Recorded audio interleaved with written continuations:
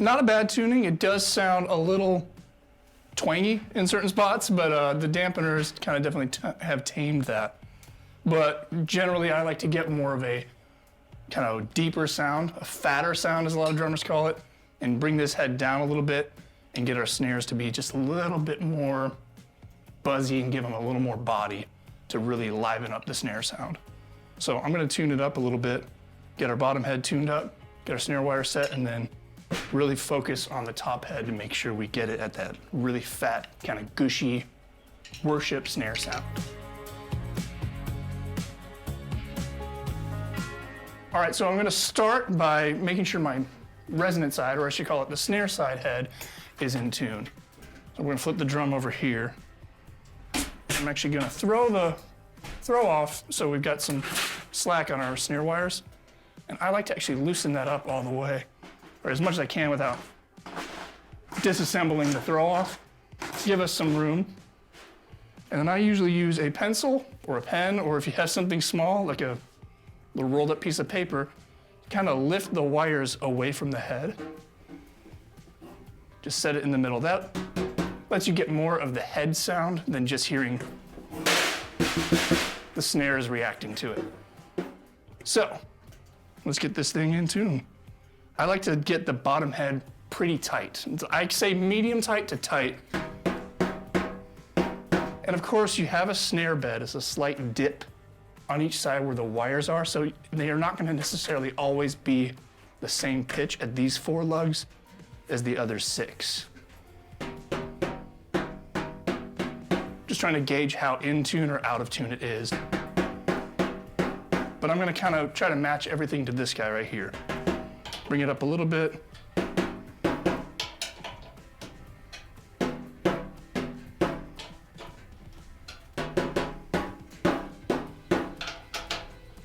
Ooh, you can hear the head already waking up when you get some of these lugs in tune.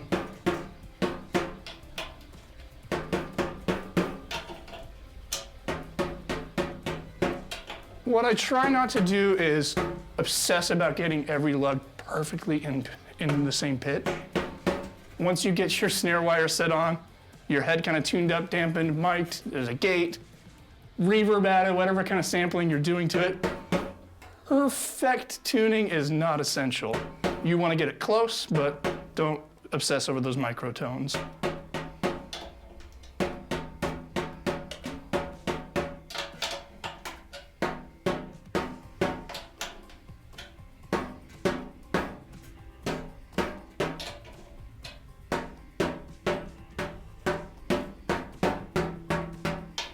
Bring these up a bit.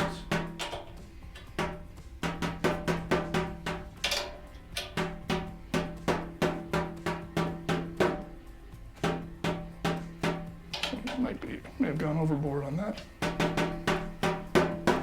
And what I've heard, I don't know if there's a lot of science to this, is when you do back your tuning off, you're turning left or counterclockwise, just to bring some tension off of it. When you bring it up, you always want to kind of crank it clockwise before you finish adjusting that lug. It's not good to get it in a motion that's backing away. It's rather to kind of leave it in a motion that is tightening until you move on to the next one. And that can help prevent back out, which is when the tension rod swivels out and loosens up while you're playing, and you don't want it to do that. Anyway. We're pretty close. I think this sounds really good where it's at. So let's take this guy out. I'm gonna flip the drum over.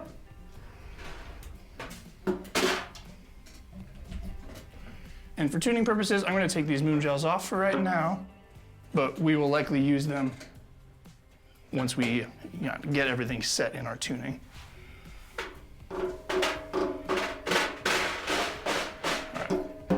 So now we're gonna focus on this top head. I'm actually gonna take almost all the tension off to where the lugs are just finger tight.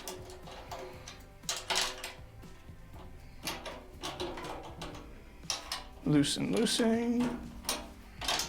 And I try not to loosen one lug all the way before loosening most of the other ones. You kind of want your head to stay or your hoop, you kind of want your hoop to stay balanced, not cranking on one side and leaving the other side loose. Same for when you're loosening it.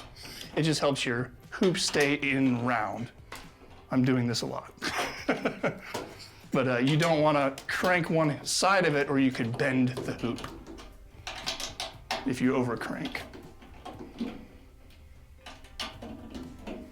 So we're going to just take all this tension off the head so where it's a flabby, loose drum head.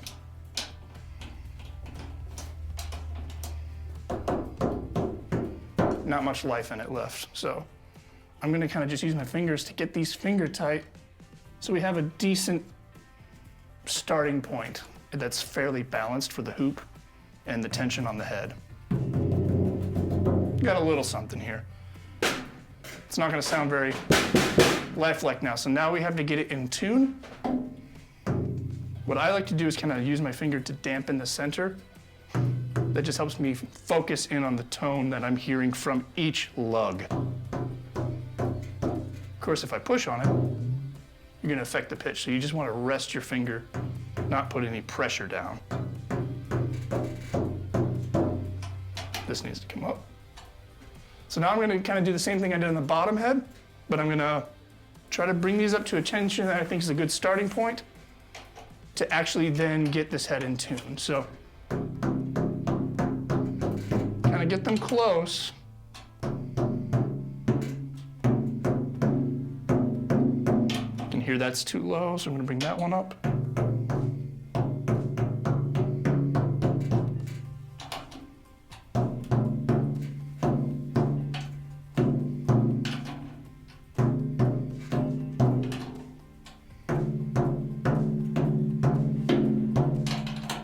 I'm using this lug as my reference pitch. Kind of comparing every single other lug to this one. Okay, this is much higher. And sometimes if it's higher on one lug, you should check the lug opposite from it. Because oftentimes the opposite lug informs the pitch of the one you're actually listening to. Bring that down.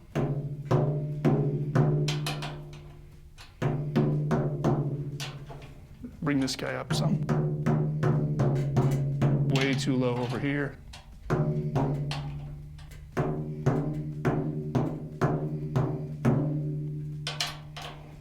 That one needs to come up, this one needs to go down here. Just active listening.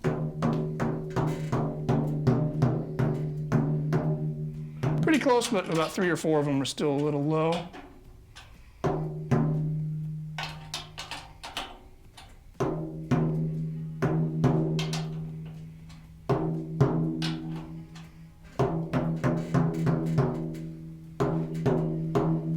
This guy right here.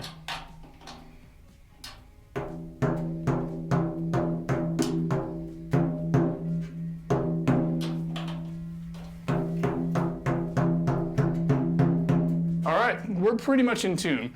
Obviously, there are little microtones here and there that aren't exact, but don't worry about those because once we get these snare wires on, we're gonna have a lot more to work with. So earlier I said I like to keep the snares kind of buzzy. I see a lot of drummers put way too much pressure on these snare wires. And what you actually end up doing, instead of getting more snares snap, by tightening those wires so tight, you stretch the coils out and they actually make less contact with the head and they don't have the room to vibrate and give you that snap. So it's a delicate balance of being too rattly or too tight where you don't get the rattle. I like to get a good amount of rattle, so I'm just gonna kind of work my way on this. That sounds a little too tight for me.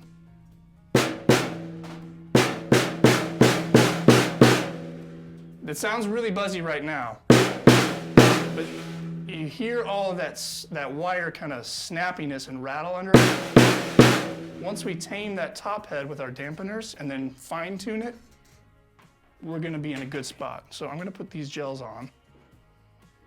That's gonna just kill those overtones that are ringing off of the head. Now we've got a really gushy, low-pitched tuning to this snare drum.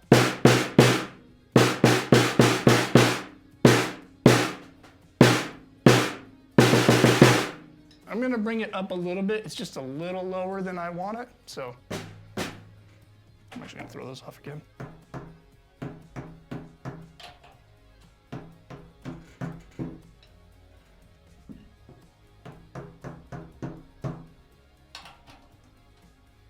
Do little micro turns on every lug here. It's okay to go around in a circle if you're doing small amounts. You don't have to do the star pattern every time.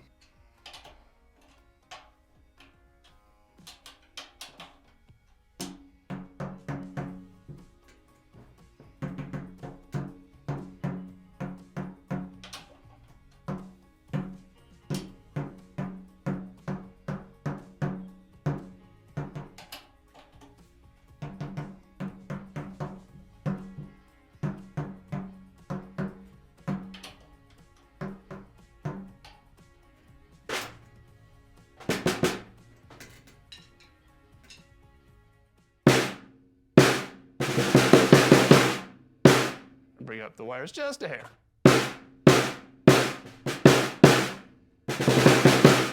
That would be a really good low-tuned snare. Obviously, if you're doing something that's a little more fast-paced or a set that's got some gospel tunes in it, you might crank this up some. But if you're doing some of that really modern contemporary worship, this is a killer sound. This will blend in your mix really well without jumping out in front of everything else. It's just great for backbeats.